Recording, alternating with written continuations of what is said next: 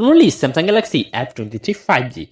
Now, today I'll show you how to connect to 2G, use mouse and Pendrive, and I will also show today if your phone origin not working, how to solve this problem. If you want to use mouse now in this phone, at first you go to the option called settings, and when go settings you can see many options from here, and you can see an option called search settings. Then you have to click on the option search settings, and you need to write the search box OTG, but no result found. Basically, this phone have not to turn on any OTG connection option. And second time, you need to have OTG and pendrive connected the properly. When connect properly OTG and pendrive, third time, you just put this OTG on your phone and wait few seconds after installing it. But here, I can see my phone OTG is working properly.